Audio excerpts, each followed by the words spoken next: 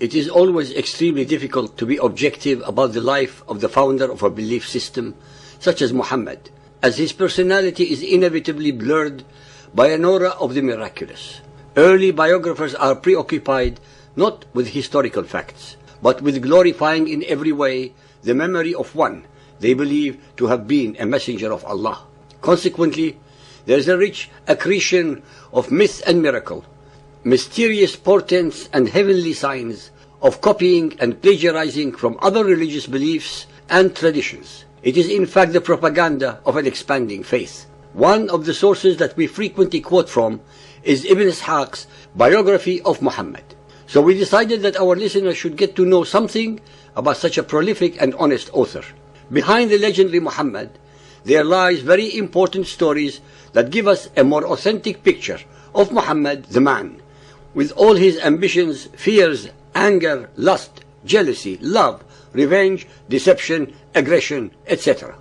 Although very little is known about his earlier years, the first certain date being that of the migration from Mecca to Medina, called the Hijrah, which took place in AD 622, it is still possible to build up the events of his real life as distinct from his symbolic one based upon the reports of the Seerah. The most comprehensive biography of Muhammad, called Sirat Rasulullah, was written decades after his death by Muhammad ibn Ishaq, who died 767. It is the fact that there exist no documents describing Muhammad and his formative years contemporaneous with him. All the relevant details were written with the benefit of hindsight and with the purpose of creating a distorted image of a man of almost mythic and superhuman qualities, sinless, isma', divinely inspired, faultless, fearless, political genius, etc. His life had to be made perfect to reflect the alleged miracle of the Quranic revelations. It became the compulsory sunnah for all Muhammadans, a way of daily life to be emulated by them in every detail, since it was the copy of the most perfect man, Muhammad. This doctrine has fixed the mentality and traditions of the Muhammadan Muslims in a time warp forever stuck in the 7th century. Ibn Ishaq was the first and nearest in time to the stories about Muhammad, since he wrote the biography about 100 years after his death.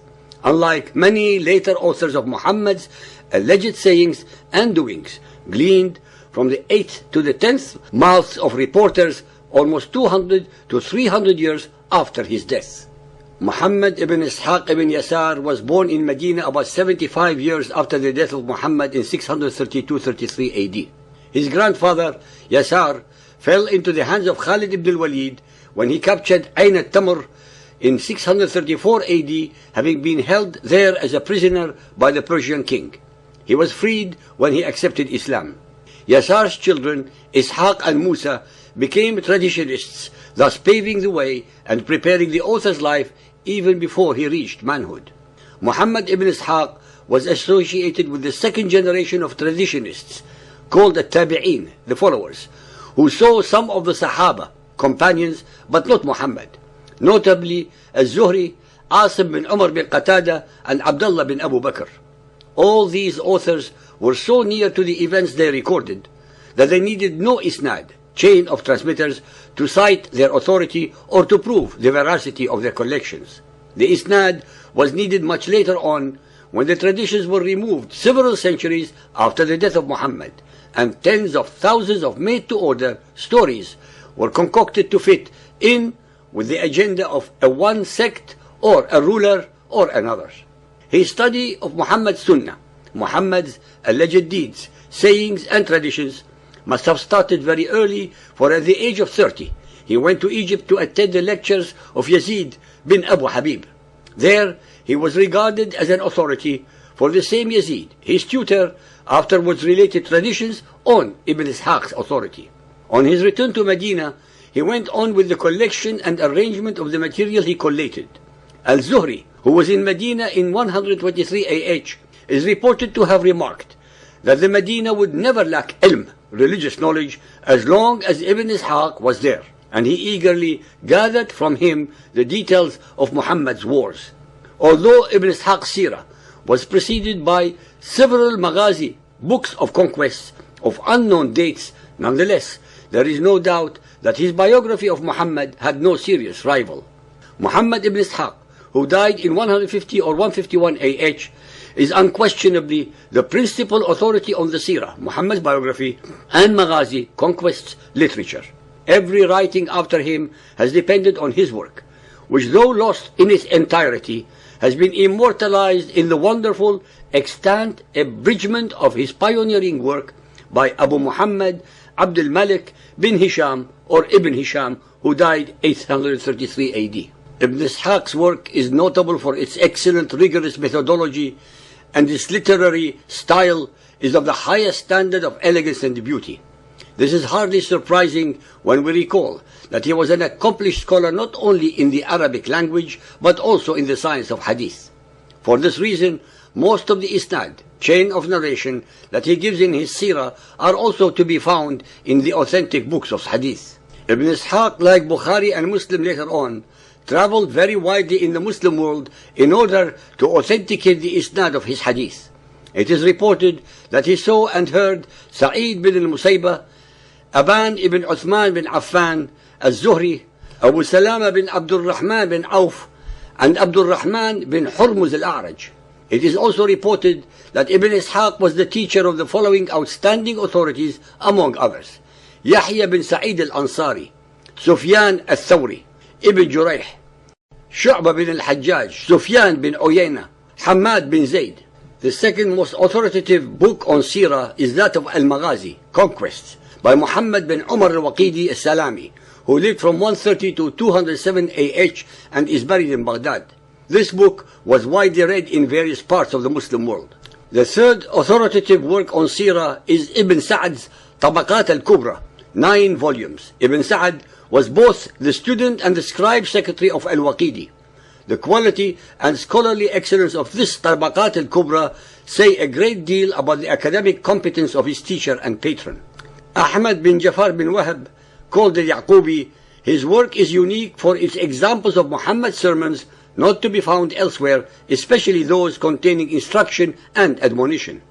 Ahmad bin Yahya bin Jabir died in 279 AH, called al-Baladuri. The work of this early historian is valuable for the text it contains of certain important agreements which Muhammad concluded with some groups and individuals, among others the texts of his agreements with the Christians of Najran and his agreement with the people of Makkah. Ibn Jarir died in 310, called Al-Tabari, authored a monumental world history, Ta'rikh al-Umam wal-Muluk.